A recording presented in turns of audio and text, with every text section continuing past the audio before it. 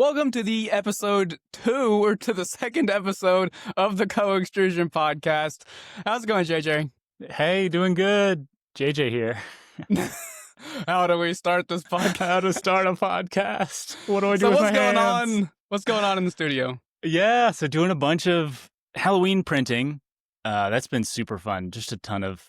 I love holidays, and Halloween, beginning of October through the end of the year is just perfect for like themed prints of October is all Halloween. Then November is kind of the fall, the leaves, the turkeys, the food. And then December hits hard with Christmas stuff, gifts, Christmas ornaments. I always do a ton of 3D printed Christmas ornaments. So October is just like the start of the exciting season for what to 3D print. Are you, or do you guys, it sounds like the answer is yes, but do you guys like regularly decorate everything for holidays? Like No. Halloween? Oh, no. Okay. Down in this room, yes. So because it's something that's really fun, it's fun. It's not just easy content to make. It's something I really enjoy. And it is fun and easy to make, 3D printed ghosts and pumpkins and things. So I print a bunch and then I might put some out. Because in our neighborhood, our neighborhood's really hilly and the houses are all kind of, our driveway to the street is a long way. So we usually get like one batch of kids. And it's also an older neighborhood, a bunch of older people in this neighborhood. And where we are in the neighborhood, there's one batch of kids that come around, you give them candy, and then no one shows up again. No one shows up all night. Actually, okay. So I heavily relate to you because at our old house, we lived there for 3 years. We got one kid the day before Halloween. We got one kid that came trick-or-treating when the sun was still up. Okay. Yeah. And at the new house, this is going to be our second Halloween here. Last year, not a single kid, and we're in it's not a big neighborhood, but I think we're like maybe 100 houses, maybe not, somewhere between 75 and 100 houses. Not a single kid came last year either. So I feel you on that one. Yeah. But with 3D printing, I do love the printing pumpkins and, yeah. Well, no, you're fine. Oh, I've been doing a bunch of the thick 3D printing with the big nozzle on the Voron. And it's been really good. I feel like I dehumidified all my translucent PETG, which is what I mostly use because it's so clear on there. Sure. And the Space Pi 2 is so good for dehumidifying filament. The Creality one. 2? Do you have the big one from them? Okay. Is that called the Space? Yeah, my brain. Yeah, it's the 2-chamber filament. Yeah, 4 spools on there. Yeah, I for some reason forgot they called that the 2. I don't know what I'm not sure what I was calling it now. You said Space Pi 2 and my brain just like completely farted. I'm like, what? I don't know what that is. At least I think that's what it's called. Okay. So yes, I have 2 of them, and I'll tell you right now that the Space Pi 2, it went from, or it killed my other filament dryers. I got rid of them. They're gone now. Yeah. That's how much I like that new Space Pi. Mm-hmm. It's incredible. I think the firmware is a little bit like, I mean, could make a little more sense, but being able to turn it on like auto mode and it just like do its thing.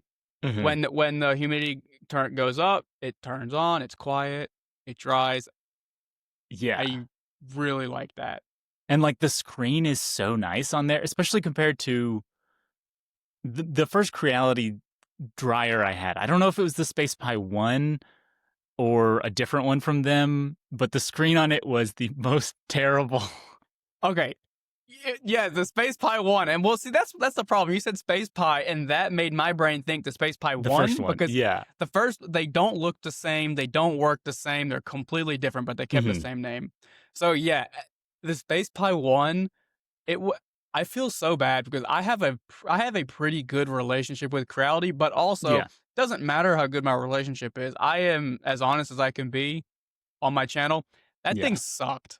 Yeah. And I'm actually pretty sure I do filament dryer roundups, not just individual reviews. Mhm. I'm actually pretty sure in my roundup video I said, "Do not buy this. This is the one of the worst dryers I've ever owned." Was Oof. your screen sensitive to where you push it, it'll like brrrr? Either that or nothing. I couldn't get it to touch, so I'd be like pressing a bunch, and then you finally could get it to hit, and it would scroll a lot. And mine, I tried. So I took a spool of PETG, stuck it in a bucket of water for a week to make it like saturated with water, and then I got it out and printed something with it, and then put it in the Space Pie. But there was still too much water in there No, no. because, and so the water got all behind the screen. And so the screen was all like wet looking and you couldn't touch anything because there was water. It's a resistive, Sure. however the membrane works in there. There was water in that membrane, so I had to let it dry for another week. Let Yeah. the dryer dry before it would dry the filament. Can I buy a filament dryer? Yeah. Yeah, that so okay. When I get products in the mail and I'm done with them, I do the best that I can to release them into my local community at a Mhm. pretty heavily discounted price. I did the same with the Space Pie one, except I let it go at just a dirt cheap price. So and then I told the guy, I said I didn't like this, but it was so cheap that I don't know if he just wanted to try it, but I was like, Mhm. look, man, I thought this was bad.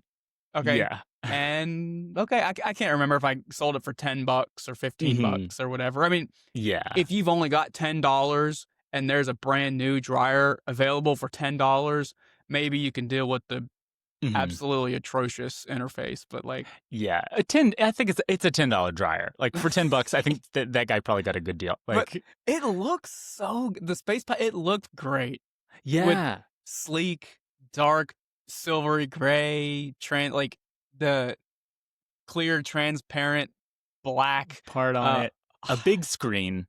I And it's like, know. oh, a nice big screen. This will be great. And it's like, oh, but it's the worst screen ever. No. Like, So about the Space Pie 2, do you know? There's, I bet well, I wonder if you know this. You can upgrade the firmware on it. oh, So don't get too excited yet. yeah. Don't get too excited yet. There's not new firmware. Well, there is, but there's not different firmware from what you have, most likely. Hmm.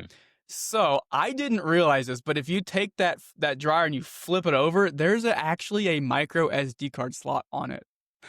I know. Whoa. After this, you're gonna go over there and just, oh, is he? Oh, wow.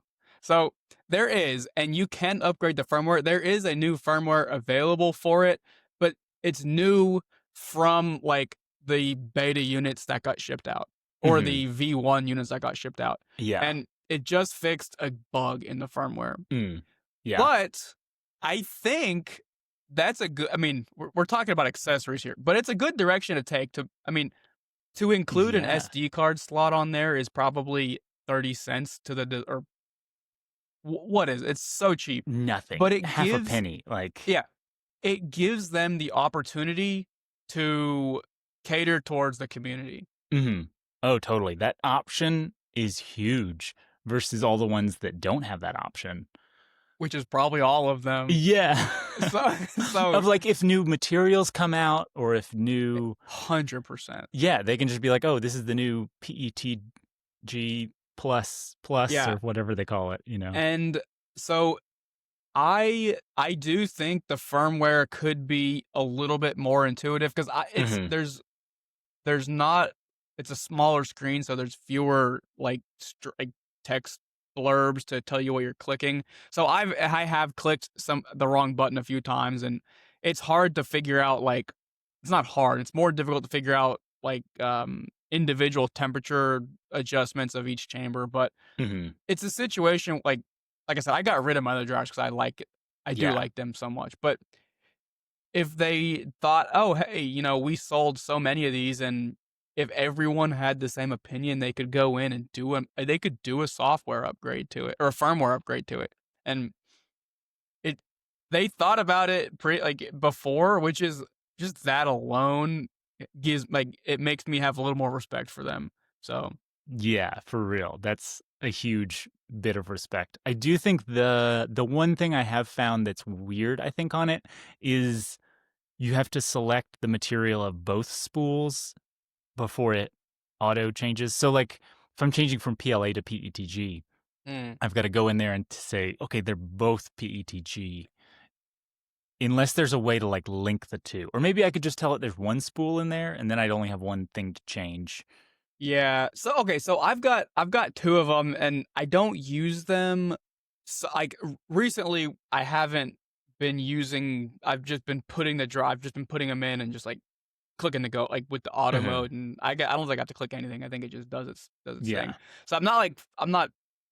I don't exactly remember. I think I remember what you're saying. You have to like whenever you click the start button, you have to click the left chamber and click the right chamber, and to Or it's like if I'm changing it, if it has been on PLA and I'm changing the materials in there, and I want it to now dry at PETG settings, mm. I have to like go in there and say, okay, this material is now changed to PETG, and this material has changed to Oh, PETG, you're saying from the different left and right.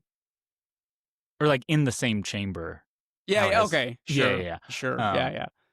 Versus just being like the right chamber is for this and the left Yeah. chamber is for that. Um, it is kind of nice. Do you know if it has RFID detection? I don't think it does. I Okay, don't think it does. because I But haven't tried Creality spools in there, but I was like, that would be cool if it had that. yeah. So okay, so now that we're talking about the things they left out, I saw and I think it was the first time you saw it too, was at Rapid TCT in Detroit Mm-hmm. back in I think it was April of this year. I thought that it was supposed to connect and be an AMS2 or sorry, a Yeah, CFS2. And if we're talking about things that Creality missed the mark on, yeah, how hard is it? You just have to put I mean, you got like you were at the finish line. I mean, mm-hmm. you were there, and then you Yeah, just didn't cross it. yeah. They're so close, and it's funny when using the Bamboo AMS2, the AMS2 Pro. How it does have that filament dryer built in is so nice because I have a bunch of bamboo spools, and so it auto detects them, so you can't use the wrong setting in there. Like if Yeah. you have a bunch of ABS, but one is PLA, it won't Mm. let you dehydrate at ABS settings because it would destroy that PLA.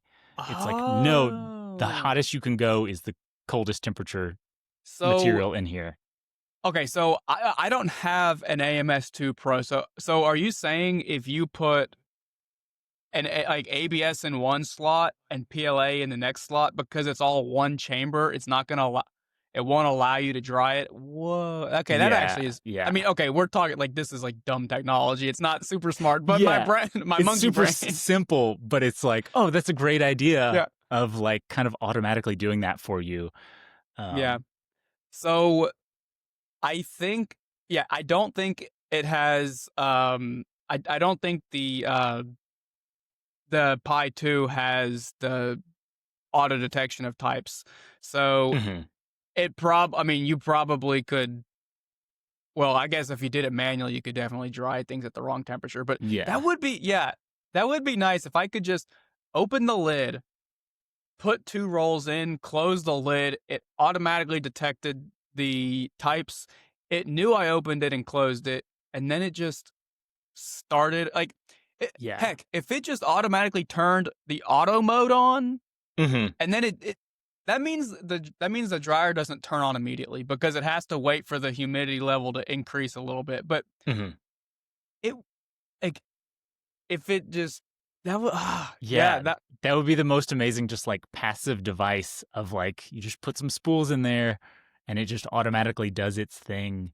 you because usually, and I don't know how you dry your filament, but typically what I do is I mean if I only dry it if I know it's been sitting on the shelf for a while, Hmm. but I mean I pre-plan, hey, I'm going to be printing with this tomorrow or the next day. Hmm. So then I go and dry my filament. So it doesn't need to be dry within 4 hours. I can put it in Yeah. at like heck at dinner time. I could put it in, and if it didn't start until 1 a.m., okay, whatever, that's Yeah. fine. It doesn't matter to me as long as as long as it's dry by noon tomorrow. Mm-hmm. Oh yeah, totally. I usually don't dry until I notice, like I recently noticed on my orange translucent PETG, um, I was printing and it was like, this is way too bubbly. And it's like, well, Yeah. I haven't used it in a year and it's probably a 2-year-old spool. And so it's like, yeah. So I went through and did all of my translucent filaments. Yeah. Um, or TPUs I do, but most PLA, except for the ones that I know where it's like, this is like a 5-year-old spool that's been sitting on the That, shelf. geez, if I had a 5-year-old spool, it probably would just go in the trash. You have 5-year-old spools of I filament. think so. There's one, it's a silk purple that I was like, this has gotta be. I This think I bought it at the old apartment. And so this it was this like, yeah. brand this brand is gone. It is long gone. They came, they went. Oh yeah, some brands don't last that long. But yeah, the oh man, that does like I do love the quality products that have come out after like let's say after the K1C. I think everything's been a huge hit.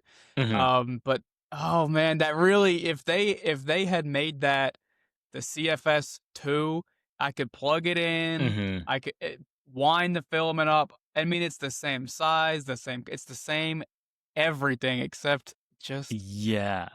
it's I like think the drying filament management systems that like can print from it, it's basically two products in one. Like everyone wants an AMS, 100%. and a lot of people are like, hey, I probably should get a filament dryer because once you've been doing the hobby for long enough, like you have a year-old spool that probably needs it. And So so put it together. yeah, It's great.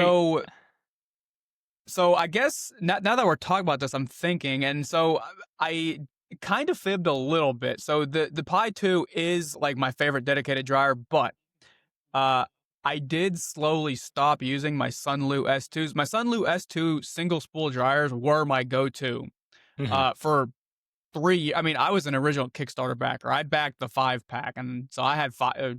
I love those things, but when I got the iBoss Polyphemus in the mail, so that's the one that is a modification to the Bamboo AMS 1, the original. So when I got that in the mail, that actually is what made me stop using the Sunlu S2s because it's plugged into the wall 24/7 because my AMS is plug or my Bamboo X1 Carbon's plugged into the wall 24/7. So it's just always on. Hmm. So for me to go open it up, drop a roll in, even if I'm going to print on a completely different machine. Um, but where this whole story was going is the iBoss Polyphemus, it essentially turns the AMS 1 into a dryer multi-material unit all in one. And it's like, I mean, it's just a no-brainer to me. I know the AMS2 does that, but I think ah, it's the Series X, not the Polyphemus is their separate oh, sorry, standalone no, it's the one. Yeah, Tetris. yeah, Sorry, yeah, it's yeah. the Tetris. Tetris or this. I do have the website up right now. Or the Dias is the Yeah, 2-chamber one, which is a pretty interesting, cheaper option there. yeah, actually, yeah, the Tetris is that's what I Yeah, yeah, meant to yeah. say. And so the Dias is the one that's supposed to. I guess it's a it would be a comparison to the Pi 2, right? Because it's Hmm. the two filaments on the left and two filaments on the right. Yeah. Um, Which I think which makes a great option because looking at the Tetris, it's like 180 versus the other one is 120, and most people don't need 4 different temperatures drying oh no, filament all at once. oh It's like, absolutely oh, not. you got your TPU on this side and your PLA on that side, or whatever 2 options you have. Yeah. Interestingly enough, I actually so I didn't tour the assembly factory for iBoss, but I did go to iBoss's like primary office in China. And so I met with the owner of iBoss and I saw their R&D area and iBoss, they are such an incredible down to earth company. I think they've got only like it. I mean, it's like 15 employees for the whole company, Yeah. and they are.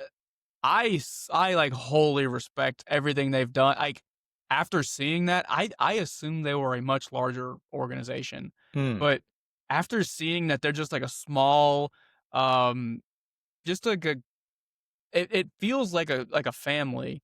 Um, and yeah, seeing that and now relating it back to their products, I love the Tetris. It's incredible. Of course, I Hmm. call it, but I have the Polyphemus too. That's I have the Polyphemus too. I Yes. promise. Yeah. That's where my brain got mixed up.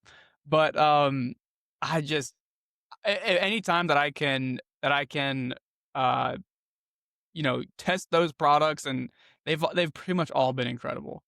So Yeah. It's and really cool that they are a small brand like that. I know because I feel like the Tetris is a moderately large scale project. Hmm. It's not small, and that actually if I am remembering correctly, I think the idea of the Tetris existed, or well, maybe not the idea, but I think it was out before the AMS two. Hmm. I think was Yeah. AMS two at Rapid in April I think so. Yeah, because because it came with the H2D oh yeah, and the when those H2D came was out. there. They kind of Okay, both so released at once. Yeah. maybe they were like coming out at like very similar time frames. But Similar. But they were um had to be developing a yeah. long time before to be able to have it releasing at the same time. But yeah, just the like I don't know.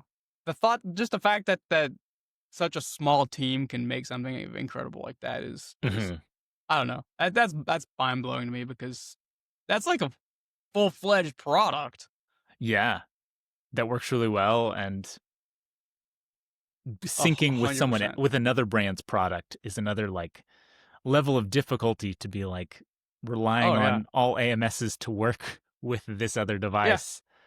Like we have this big overarching idea and we want to tackle it, but we're given constraints, which are the AMS. Like we didn't design the AMS. So how do we like manufacture our idea into someone else's? Like it's, it's kind of like, I kind of relate it to like, if you take a car and you design an aftermarket exhaust, like, oh, okay, it's not exactly a simple process because you need to now design your exhaust into someone else's Whole car. system. Yeah, Yeah. their whole system. Yeah.